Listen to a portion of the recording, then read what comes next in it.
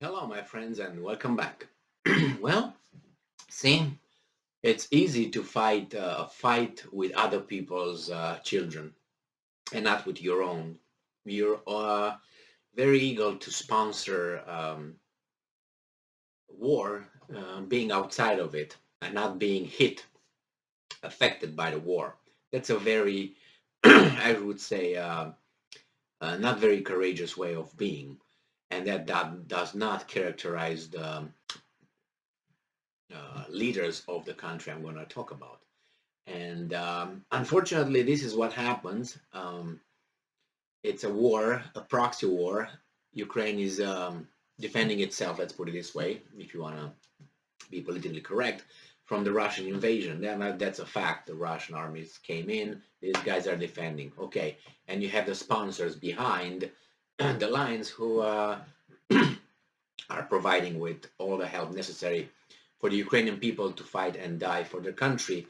And all these things, in my assessment, could have been avoided if the Minsk agreements would have been implemented by the signatories, which they were not. And with all that happens right now, it leads me to think that maybe it was planned to be pushed and the Russians had to respond. Not that they're the victims here, but I see their reasons put forth as acceptable. The NATO expansion and the killing of the Russian population in the eastern part of Ukraine due to and after a illegal overthrow of a government, violent overthrow of a government with people that died, instigated and supported by outside forces. We can give names, but I'm not sure about YouTube. So this is, and again, the leaders of Great Britain and this very, how should I put it, unexperienced bureaucrat who makes a lot of mistakes and is in charge of the foreign policy of the Great Britain. It's unbelievable. She comes with another idea. I'm pretty sure she's not the one who came with that. It's just the one that she lets her know about it. So this article comes from the Telegraph from today, 2022, 20th of May, and this is the title: Liz Truss will give Moldova weapons to stop an invasion by Vladimir Putin. So that is a preemptive strike, if you want. We're going to give them weapons, so the Russians will be happy about that too. That's a good de-escalation. Now you can say, well, why would you let them be, exposed to maybe the Russian invasion? Well, that's all these are presumptions.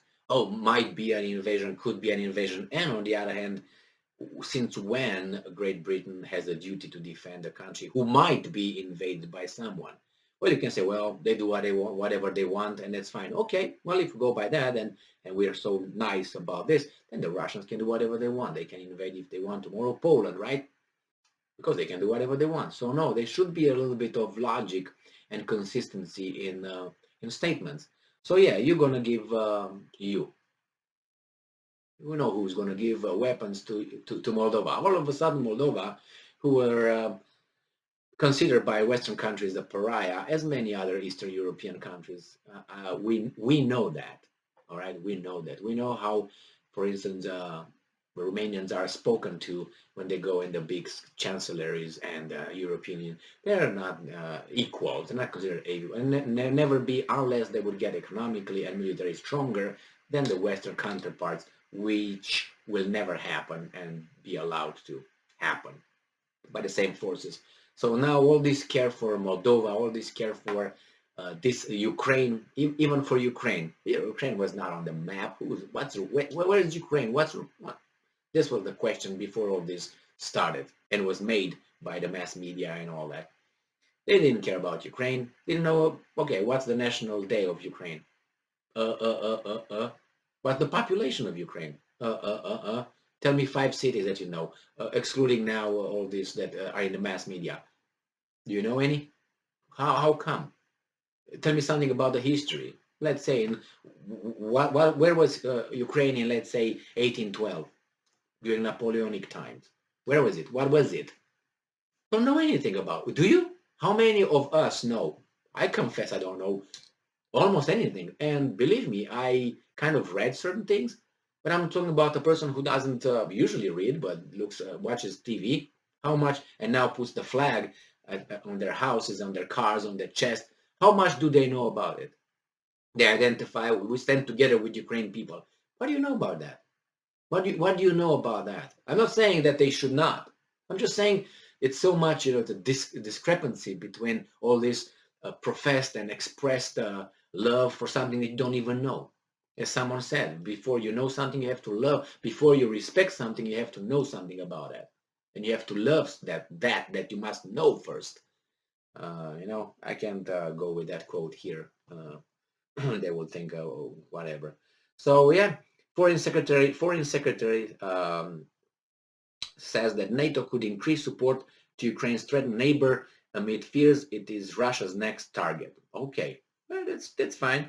You can do that. It's your prerogative. You can do whatever you want here. In her interview, she said, "I would want to see Moldova equipped to NATO standard. That's never going to happen. This is a discussion we're having with our allies. This is how it works. Moldova will not have an NATO, United States level military. What will happen when this ends, if Moldova will be taken into the sphere of influence of Western countries and NATO, they will have military presence from NATO countries, real guys, on their territory, and they will have weapons that will be only controlled by the Americans. Like in Romania, they have those rockets, defensive rockets, allegedly against Iran, and in Poland. Who are the ones who control and have access to that? The Poles? No. The Romanians? No. The Americans. So who wants what? Oh, well, so you're not you're in NATO, but you're not in NATO. You just allow us to strategically, geopolitically have a better location. That's what it is. That's what it is. And they were talking about the Germans in 1930s, 30s and 40s, talking about the Lebensraum, the living space, right? Oh my God, they want living space. What is this?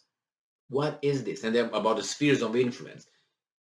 Okay, they kicked Germany's butt then, and then what did they do? They did exactly the same thing. They divided the world in two spheres of influence and dominance, not influence, dominance. So the same here. This is a land grab, country grab. You are mine, you are mine, you are mine, you are mine, not yours, not yours, and we come closer to you, and we can do whatever we want, and threaten you whenever we want. This is what it is over there. So it's not because of the love of Moldova. Because again, you ask Truss, what's Moldova? She doesn't know what the hell it is. And I'm going to tell you a little story. When she visited Moscow the last time, she spoke with Lavrov, and she was Lavrov, Truss, and the English, British, UK's ambassador to Russia. And Lavrov asked Truss, what about these two provinces? And he said Province A and Province B. Truss did not know anything about them, but she thought that those are Donbass and Lugansk. And she said, we will never recognize those provinces be part of Russia. And then the ambassador, those are, and he said, those are already Russians. They've been Russians. Oh, my bad. So she was so like this that she made gaffes. It's like I say, okay, in the United States, you ask, Secretary of State Blinken, or you ask, I don't know, the Truss, how about America's Texas and Louisiana states? And she would say, no, we would never recognize Texas and Louisiana being territories of the United States. They should be always and remain territories of Mexico. And then the ambassador, pong pong, hey, they are U.S. states. They are already, have been for a while. What are you talking about? My bad. You know what I mean? So this is a foreign minister, whatever she is, that represents the smart, intelligent, culture, civilized nation of Britain. Good job. And Boris Johnson is not far behind her. Thank you very much for being with me again today. Stay strong, stay smart, look for the truth, and be just.